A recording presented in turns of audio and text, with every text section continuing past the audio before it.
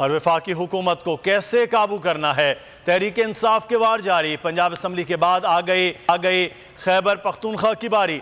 वजीर आला KPK आज खैबर पख्तूनख्वा असम्बली को तहलील कर देंगे। असम्बली गवर्नर को इरसाल की जाएगी। कहते हैं हुकूमत इमरान खान की अमानत है, इमरान खान के हुक्म पर असम्बली तहलील कर रहे हैं। बैरिस्टर सैफ ने तैयारी मुकम्मल होने की तस्दीक भी कर दी।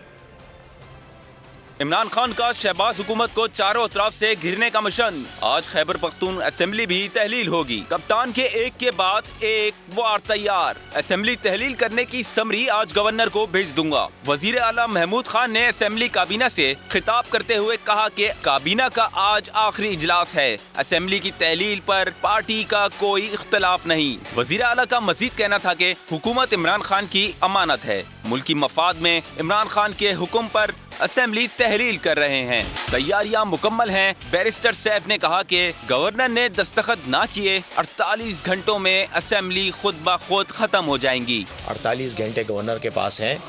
अगर उसने दस्तखत कर दिए तो जल्दी तहलील हो जाएगी और अगर ना किए तो 48 घंटे बाद तहलील हो जाएगी। दूसरी जानिब ज़राए के मुताबिक गवर्नर खैबर पख्तूनख्वा का असेंबली तहलील की समरी पर दस्तखत ना करने का फैसला जैसा पंजाब में किया वैसा ही यहाँ किया जाएगा।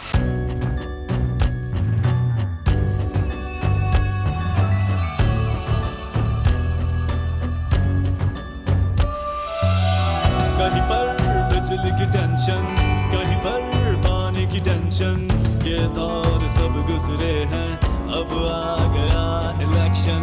सुन सुन कर थक गए हुक्मरानों के ये राग। जाग पाकिस्तानी जाग, जाग पाकिस्तानी जाग, जाग पाकिस्तानी जाग, जाग पाकिस्तानी जाग, जाग पाकिस्तानी जाग, जाग पाकिस्तानी जाग, जाग पाकिस्तानी जाग, जाग पाकिस्तानी जाग, जाग पाकिस्तानी जाग।